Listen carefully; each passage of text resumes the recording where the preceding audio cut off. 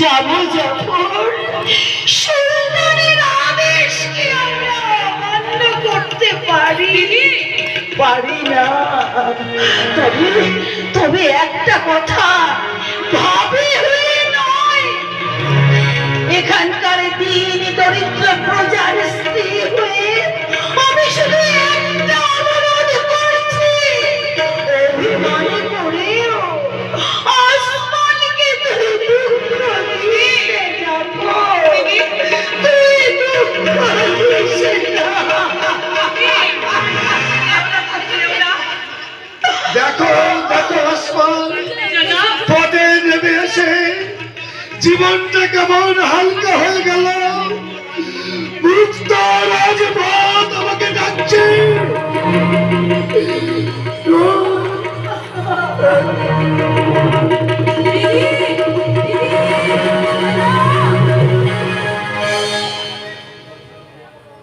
এই গোর বাসাতে সূর্য চিরে দিনের মতো আসতে গেল, পৃথিবীটা একটু কাঁপলো না। আসমান আসমানকে আর তুমি দেখো না, তুমি তো এখন সুস্বাদু পেয়েছো। এই দেখো, এই যে এখন মমিন খা আছে, তোমার এখন সব কিছুই আছে। এই আসমান এই মাটির ঘরে পর্ণ করে সে মানুষ হয়েছে, আবার সেখানে ফিরে যাবে। আর একটু সামান্য বাদী হয়ে তোমার এই প্রাসাদের এক করে পড়ে থাকবে। তোমার তোমার কাছে আসবে না।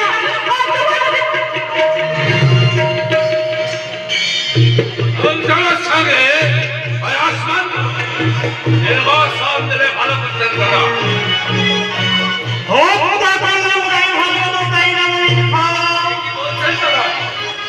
আপনার বিবিকে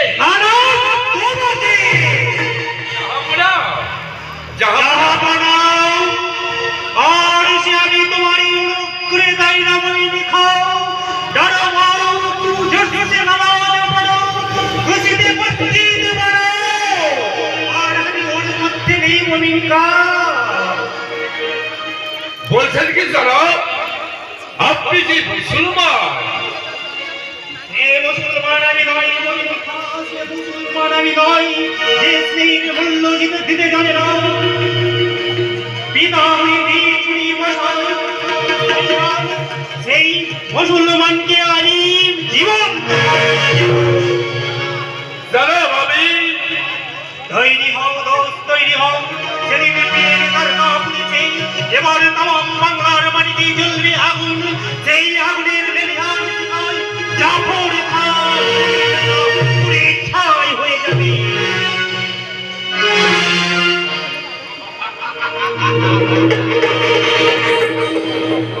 মনের কাপড় হয়ে যাবে।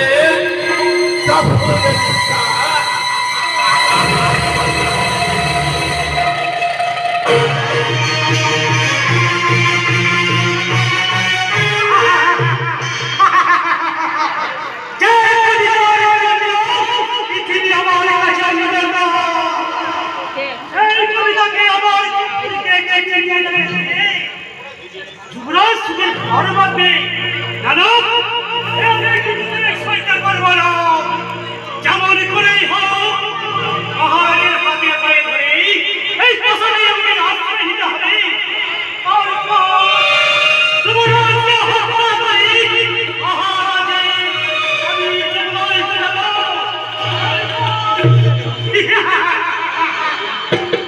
হবে তো হবে লক্ষ্মী।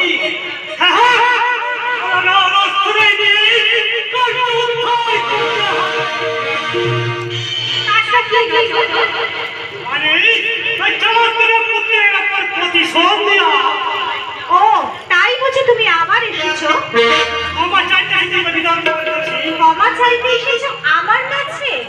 হ্যাঁ কবিতা, তো হ্যাঁ যে আমি অন্যায় করেছি, তার জন্য আমি অনুতপ্ত। তুমি যদি ক্ষমা না করো তাহলে আমি আত্মহত্যা করবো। বলো কবিতা, বলো তুমি আমাকে ক্ষমা করবে কিনা?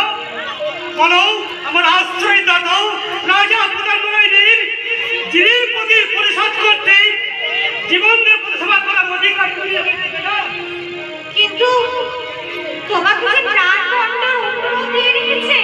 তুমি বললে সে দণ্ড মকম হবে কবিতা।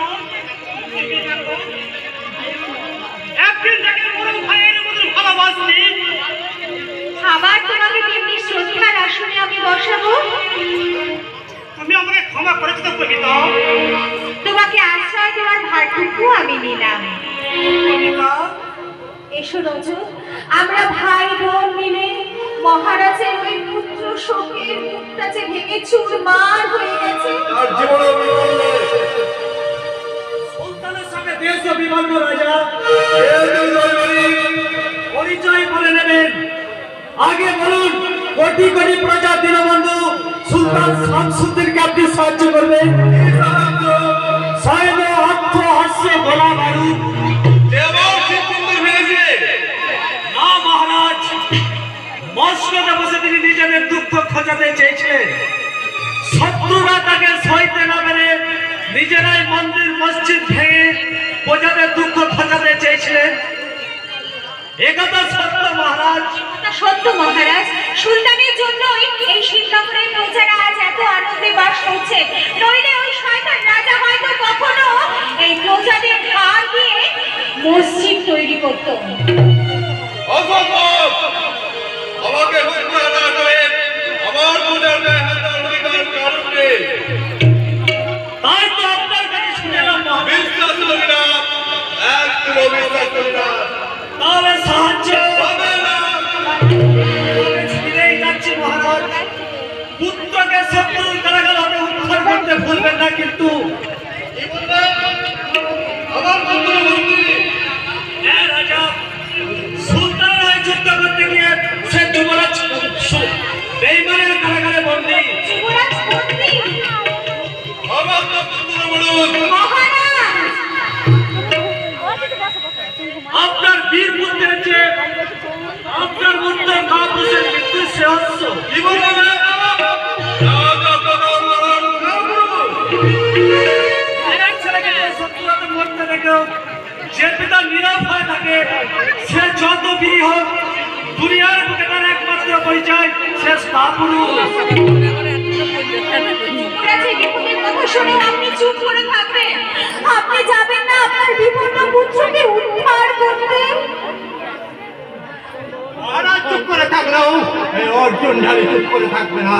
সাবধান অর্জুন, ভুলে যেও না রাজা প্রতাপ লড়ার মতো জীবিত আছে। কারো বেদম সে সহ্য করলো না। রাজাকে তো রাজার মতোই দেখতে চাই মহারাজ। কাল একদিন মহারাজ আমি ঘরের বেগে ঘরের বুকের উপর ঝাঁপিয়ে পড়ে প্রচন্ড জলস্রোতের মতো তার এমন রক্ত রক্ত রাখা করে উদ্ধার করার এই যুবরাজকে। অভদ্র পুত্রকে আমি কিছুতেই ক্ষমা করবো না। সে হিন্দু ধর্ম রক্ষা করেছে, এই ধর্মের পক্ষে অস্ত্র ধরেছে, মৃত্যুই তার একমাত্র শাস্তি। তাহলে যুবরাজ একা মরবে না মহারাজ, তার সঙ্গে মরবে সৈন্যদের নিয়ে অর্জুন ঢালি। অর্জুনের রক্ত টকটক করে ফুটছে মহারাজ। আমি যুবরাজকে উদ্ধার করে আনি, তারপর ইচ্ছে হয় আপনি আবার মাথাটাই কেটে নেবেন। মহারাজ, হ্যাঁ, আমি মহারাজ। এই যুবরাজ অসীম কুমারের মৃত্যুর পরে ঘরে যাবে আমার বুকে আমল পিঠিয়ে দিন মহারাজ। এখন নয় অর্জুন, দেবদম্বর যুবরাজকে উদ্ধার করতে গিয়ে দেখেছিল আমি। আমি অন্য মহারাজ কোনোদিন পাঠশালায় যাইনি, তাই কৃতজ্ঞতা জানাবার কোনো অধিকারটি আমার জানা নেই। ছুটে যাও অর্জুন, শত্রু কারাগার ধ্বংস করে অসীমকে উদ্ধার করে মুক্ত আকাশে উড়ে উড়ে যাও। এই শ্রীনগরের বিজয় বিশাল। জয় মহারাজের দুর্বার শঙ্করে করি জয়, নাহি ভয় নাই ভয় নাহি ভয়। শঙ্করে করি জয়, নাহি ভয় নাই ভয় নাহি ভয়। আসানের কারাগার হুঙ্কারে ফেটে যা, আসানের কারাগার হুঙ্কারে ফেটে যা, বর্ষিত সিঙ্গল উঠে যা।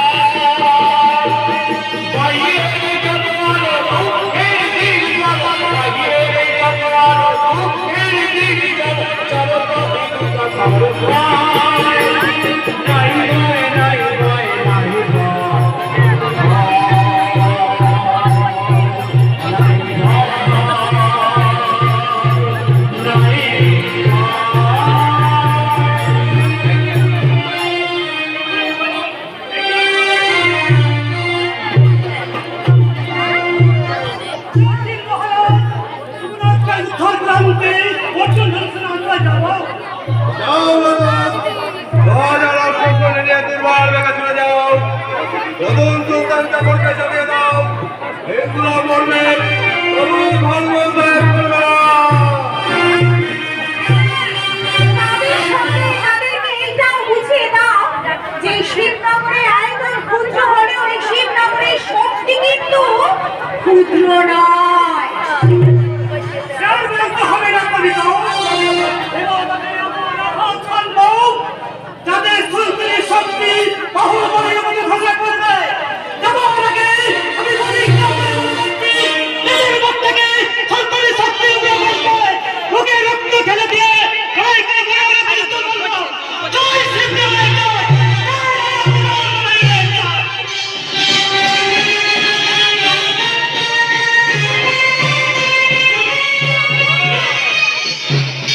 জয় হারিয়ে গেল সব শক্তির নামে। সারা বাংলা আমি তার সন্ধান করলাম না। তবে কিসে দেশ ছেড়ে কোথাও যায়নি। নিশ্চয় নিয়ামত তাকে লুকিয়ে রেখেছে। যেখানে পর্বত কিংবা দুর্গম অরণ্যে লুকিয়ে থাকে তাকে বাঁচতে দেব না।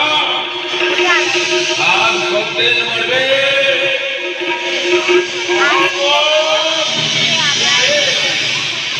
আচ্ছা পুরানি খান কবরে যাবে। শিবনগরের বক্তব্য হলে খাস হয়ে কে তো শিবনগরের পরম শত্রু এখানে ধরের সংকেত পেয়ে আপনাকে সতর্ক করে দিলাম মিয়া ঘর আসছে। তবে কি সংসদে রাজা প্রধানমন্ত্রী রাজধানীর পূর্বে বিপুল সৈন্য সমাবেশ করেছে। রাজা প্রতাপ নারায়ণ তবে কে আমাদের আক্রমণ করতে আসছে? সুন্দরী কারাগার থেকে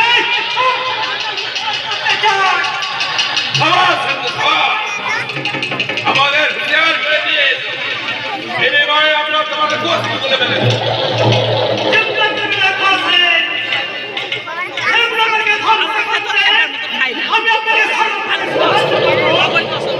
কিন্তু চাই বিনিময়ে মনের মানুষ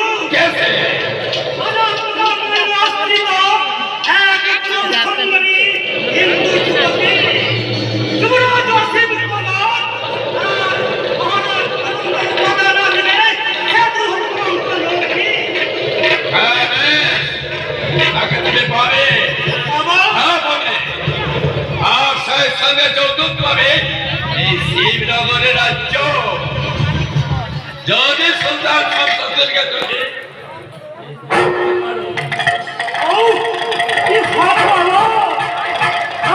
সঙ্গে পাবো রাজ্য চলছি ভক্ত হবে না শুধু বললা কেন তুমি তরবার করে খুঁজে আনবো।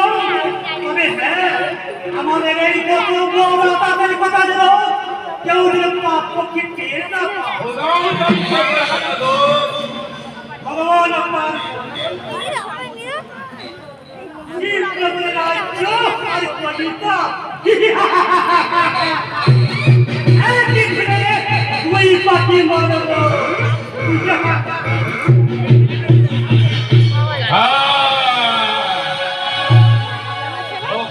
आपका विश्वास कर लो किंतु सरकार हिंदू গুলোকে দাও আগে কার্যালয় করে তারপর এই বেঈমান হিন্দুগুলোকে আমি না না না না কলমা পড়িয়ে দোকান বানাবে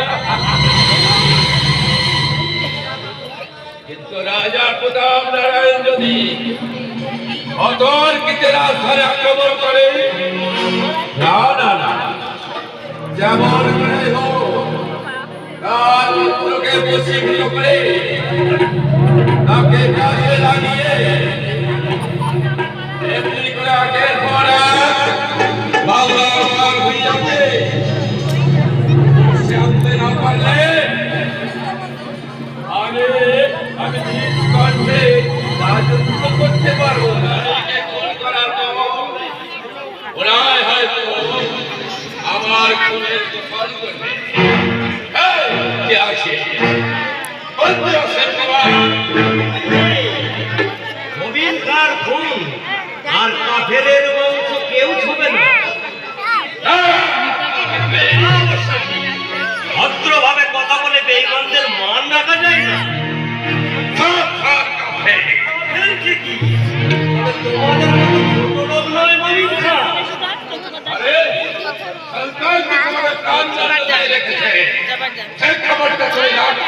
আমার ঘুমিয়ে রাখো গে, আমার এখন মাথা দেওয়ার সময় নেই। শোনো হিন্দু, যখন আমাদের হাত থেকে আগে তোমার বাঁচিয়ে দিতে পারি, অর্থ নিশ্চয়ই একটা কিছু আছে। অবশ্য সেটা তোমার দিক থেকে লাভেরই হবে। অর্থ যখন আহমদকে সরিয়ে আমি বাংলার মসজিদে বসতে চাই, তখন আমিও তোমাকে সমর্থন করব না। আর তোমার রমজানকে বুঝিয়ে সুঝিয়ে আমাদের দলে আনতে হবে।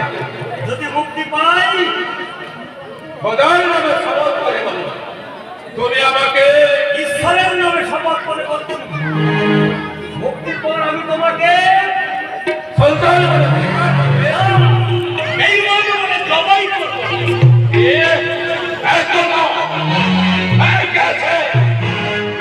পাঠিয়ে দেয়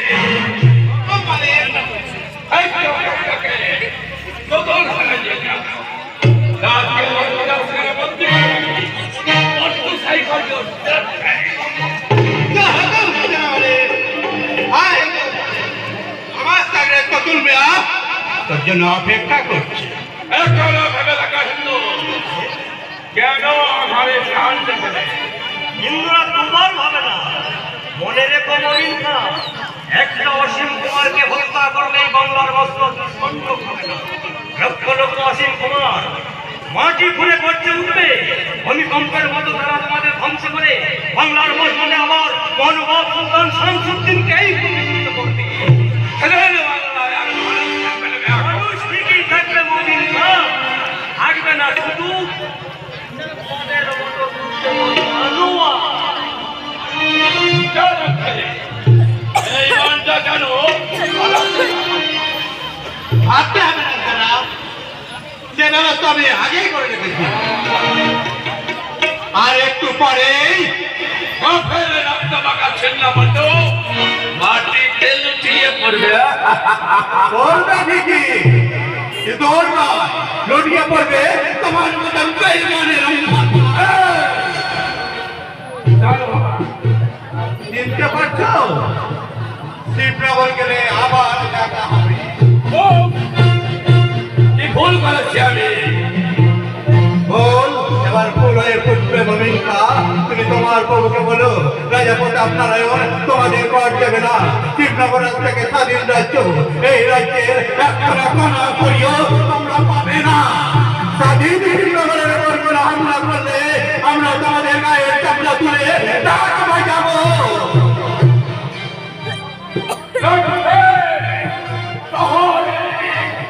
দুশ্মন ফালানো, গ্রেফতার করো। আমি নিজের হাতে তার আগে তোমাকে মরতে হবে নবীন খান। কি বলছেন দাদা? শ্রীনগরে না তাই বলে বত্রিশ দিন দৌলতে সাজা দিতে হবে। বক্সি সদরি পাওনা জনাব। ঘরের মধ্যে কাটাল ভেঙে ভক্ষণ করা সে কি কম কথা? মহামান্য বাংলার সামনে সামান্য পয়সা দেন না পর আমাকে অপমান করে সম্মান পাওয়ার রাস্তা আমরা কেউ করিনি বলিনি খাও তুমি করেছো প্রভুর সঙ্গে নিয়ে বানি আমি করেছি তার সঙ্গে নিব আর আমি কাফিরগুলোর সঙ্গে অপমানি করেছি বাইরে গেলে প্রজারা গায়ে পুতু দেবে আমি হত্যা করবো সভা এই হোক প্রজাদের গরু ছাগলের মতো জবাই করে বলিনি খাও আপনি দুশ্মনকে হত্যা করতে উত্তম তুমি আমির খান ব্যক্তির বিচার করে মাতলেন সভা এই শিবনগরের বুকে রক্তে করিয়া বইয়ে দিতে রাজা প্রধান নারায়ণ আর তার ছেলেকে যদি বেজানতে না পারি তাহলে বিষয় আমি মুসলমানরা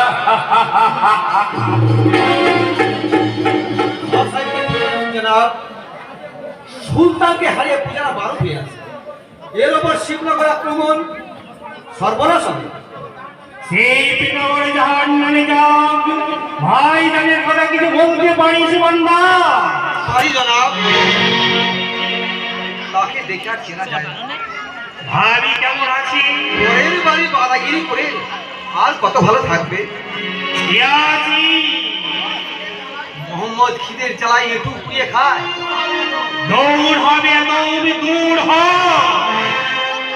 আমি ওসব শুনতে চাই না ভাইজান মরু মোহাম্মদ বাবুরি যা ভুলে যাব ভাবিকে হ্যাঁ সরাব বান্দা সরাব শরাবের চৌবাচ্চায় ডুব দিলেও আপনার মনের যারা মিটবে না।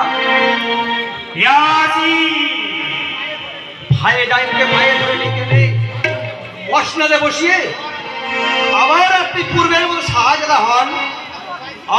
আপনি ডাকুন ভাইজিকে, আমি চুকাবো সারা। আপনি হাসুন প্রাণ খুলে, আমি দেবো হাততালি। আপনি মারুন চাবো, আমি হাসি মুখে জানাবো হাজার হাজার সালাম। ইয়াছি লাখো লাখো তারার মাঝে অন্ধকার বোঝে না, অন্ধকার বোঝে না। ইয়াছি আমাকে বাধ্য করে না আমি সুলতান হবার অযোগ্য ওকে ভাইজান রুক্ষ চৌল জীর্ণ বেশ জীবন্ত কঙ্কা ওকে শত শতবাদী যার ওকে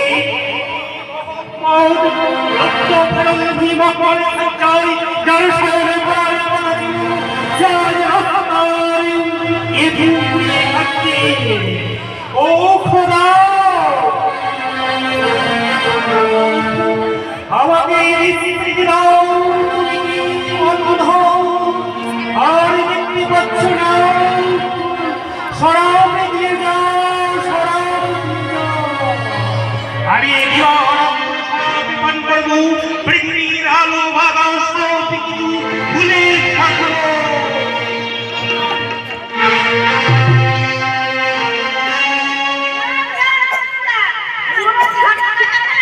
আমি একজন প্রাণ মেরে কিন্তু সেই মরাটা এখন আসছে না কেন? সন্ধ্যের আগে আসার কথা। আবার ঘড়ি নিয়ে আসতে পড়ে গেল, কিন্তু তার টিকিটের এখনো নাগাল নেই। বলে কোথায় কোথায় গেল সেই মুখপুরা?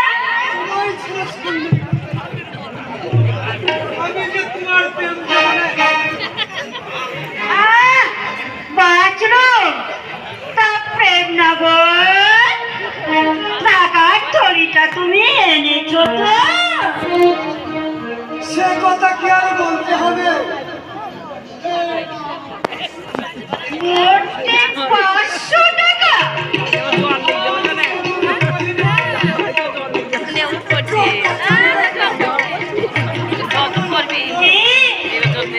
মনে রেখা বলে সুলতানের ভোগ আমাকে তাই নাকি? আশ্রয় দিনে আমাদের কাছে যাবো কিন্তু এখানে থাকলে বিছানায় দিয়ে পড়ছি এখানে। বলি ওই মুখপুরাতে তোমাকে পিটিয়ে ছাতু করে দেবে। আরে সেগুলো বালি চলো এক্ষুনি আমরা দৌড়ে যাব। দাঁড়াও, আমি থলিটা নিয়ে আসি, আর ওর সাথে আরো যা যা পারি। বেশি দেরি করো না সতী, ওই চন্ডাবাটা জয় করে সব আশায় মাটি করলেই হলো। বলি মলামঙ্গলতা আছে কি করতে, ঠেক দিয়ে একেবারে ভূত বাজিয়ে বাবা বিশ্বনাথ এতদিন আমার মনের বাঞ্ছা পূর্ণ হলো। ঘটনিটাকে মামলেছিল, তাই না লবঙ্গ কেন মাঝে 7 মতো আমার ঘাড়ে চেপেছিল গো, জীবনটা একেবারে মনে ভাঙে হয়ে গেল। লবঙ্গ লতিকা, আহা নামটা নয় জানে ষষ্ঠী মধু, পান খেতে লবঙ্গ, পথ চলতে লবঙ্গ, লবঙ্গ না হলে এক মুহূর্ত চলে। এই করোনা পিয়াসি তাড়াতাড়ি এসো, এই মধুরি বাংলায়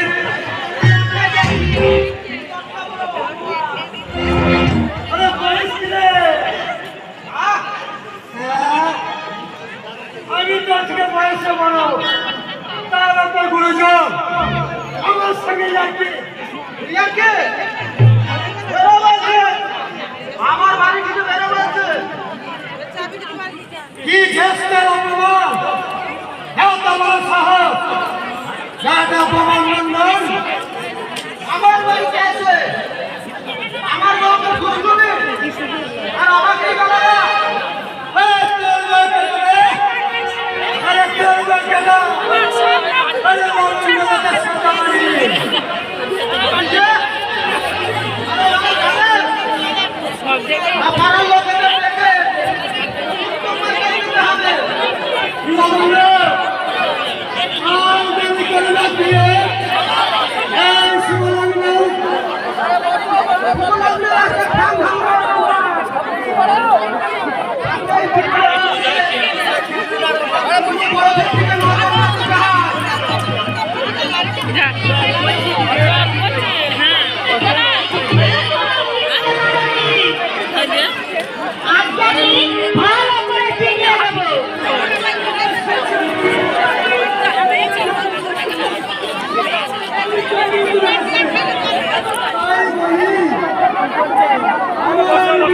এই ছাতা নিয়ে আসো, ছাতা, বড় ছাতাটা নিয়ে আসো, বড় ছাতা নিয়ে আসো।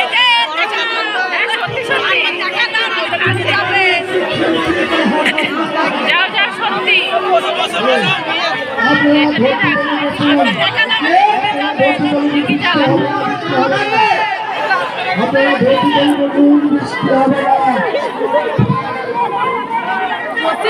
আপনারা দয়া করে উঠেন না, আর সমস্যা হবে না, এই ছাতা নিয়ে আসো, সত্যি হয়ে যাবে। যাত্রা বলতে নষ্ট করবেন না কেউ, দয়া করে বসুন। আপনাদের সবাইকে করে অনুরোধ করছি, আপনারা বসুন, কোনো সমস্যা হবে না। জানি সব জায়গাতে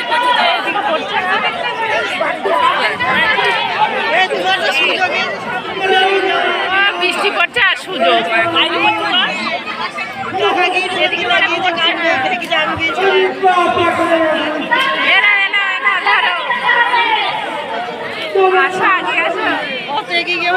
ও বোন না বললে তো হবে না।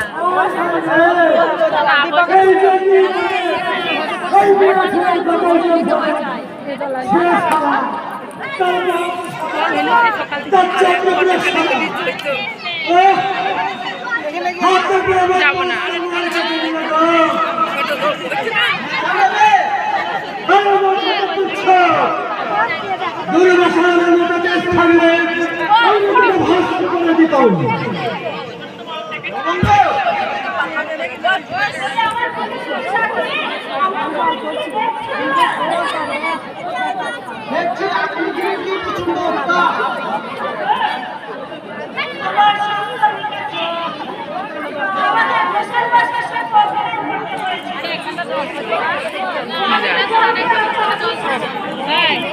ও ঠাকুমা এদিকে সরে যান, আমাদের দাও জায়গা।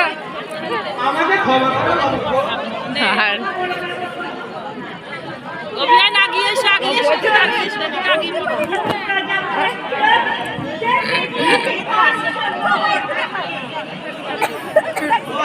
দান না লবঙ্গ দান করবো। দেখলাম ওটা আগে দেখছে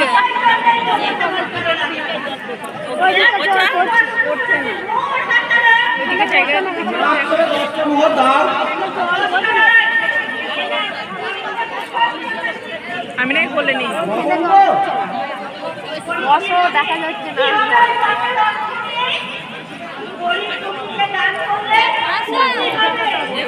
লবঙ্গ তুমি এত মোহ তবে হ্যাঁ এর থেকে বড় মোহ নিয়ে ঠাকুমা আবার তারা লাগান আপনি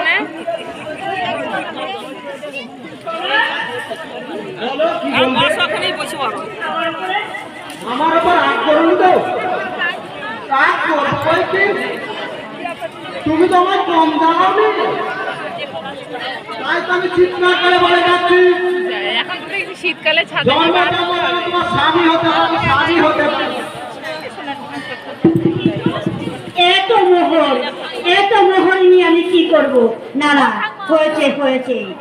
ও ঠাকুমা ঘোষালের মন্দি ভাঙার কথা, বসতে পারো? সন্তানের ফেউলোকে লুকিয়ে নিয়ে যাওয়ার কথা আমি রাজা মশাইকে কি বলবো? আর রাজার হাতে তুলে দেবো এই মোহর।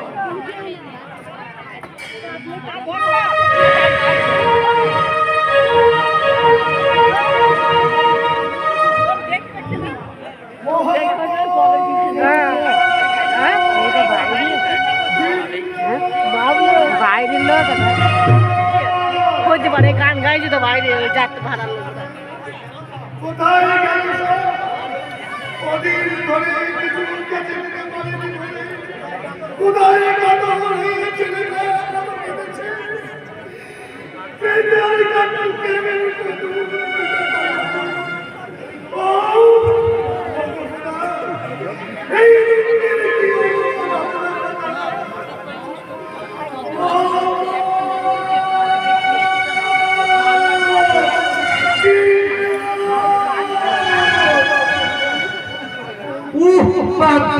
কি মারটাই না মারলো মেরেছে তুই তোকে মেরেছে হ্যাঁ বল কে কে মেরেছে আমি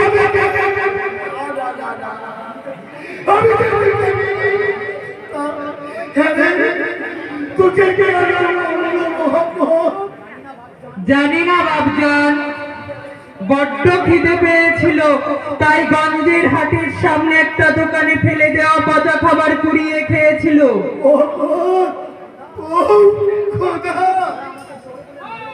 ওরা আমাকে চোর বলে মারলো বাবজান।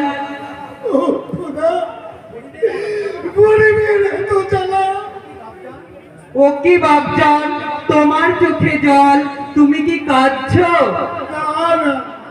কাঁদবো কেন? তোর মা কোথায় রে মোহাম্মদ?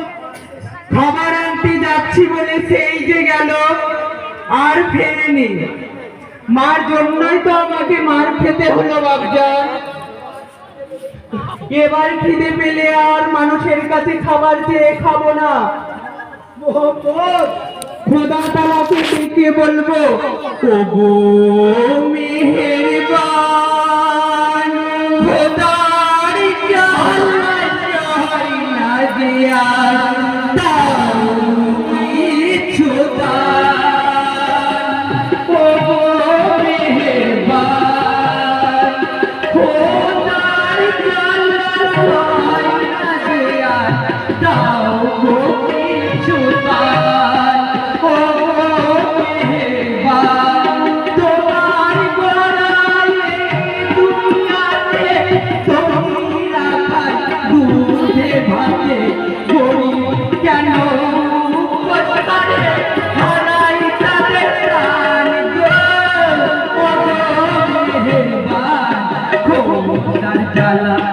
সহায় না যে আর দাও গো কিছু দান ও মেহেরবান খোদার জ্বালা সহায় না যে আর দাও গো কিছু দান সবাই তোমার ছেলে যদি তবে কেন নীলপতি সবাই তোমার ছেলে যদি তবে কেন নীলপতি কাউকে হাসাও আবার কার দুঃখে বহাও অশ্রুপাত ও মেহেরবান খোদার জ্বালা সহায় না যে আর দাও কিছু দান গো ও মেহেরবান খোদার জ্বালা সহায় না যে আর দাও কিছু দান গো ও মেহেরবান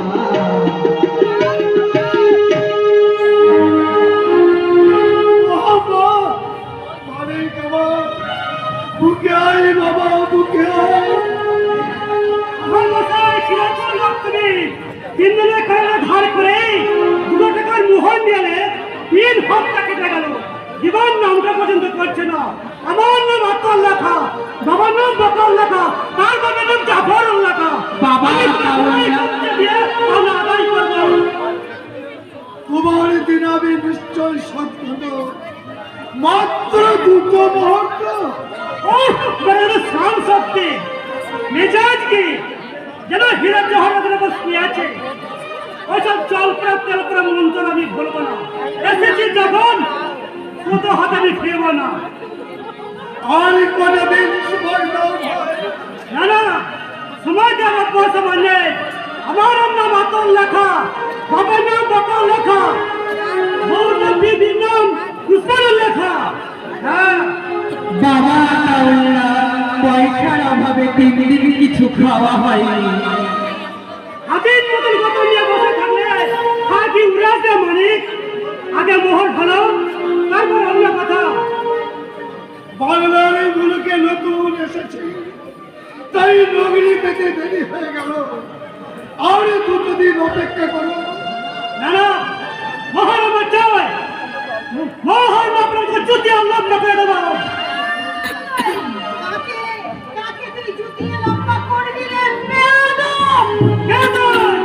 পরিচয় পরে হবে, তার আগে এই নেতর মোহর। তাই তো বলি রাস্তার ধারে বসে চন্দ্রের ছুড়ার সঙ্গে ঘুষপুষ গুজুস গুজুস করছিলে, তার কারণটা কি? তুমি কি বাবা নবম? আমাদের মতন মোল্লা থাকতে নিজের বিবিকে কিনা হিন্দুর সঙ্গে জুটিয়ে রুটির উৎকার জোগাড় করছো। হুশিয়ার মশাই, ইঁদুরের মতো কথা বললে আমি তোর চিন্তায় ছিলাম না। না না জানাম না, যারা এতদিন তোমার পায়ের জুতি তলায় ছিল তাদের উপর তোমার এত বড় ক্রোধ সাজে না। কারণ যে যাই বলুক না কেন এই জগতে তুমি যে আমার জানা।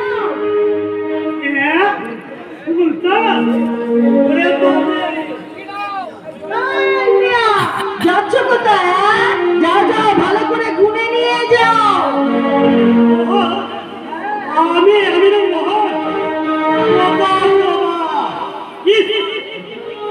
দেখছি দেখ না চাইতে জল আর জয় কথা।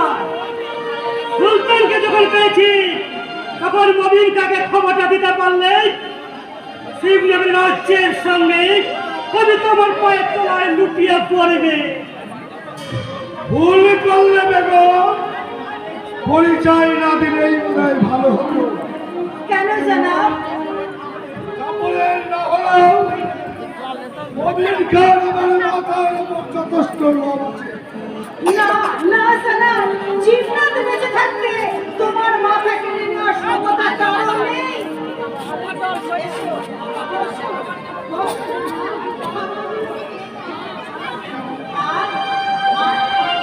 খাবার এনেছো মা, খাবার এনেছো?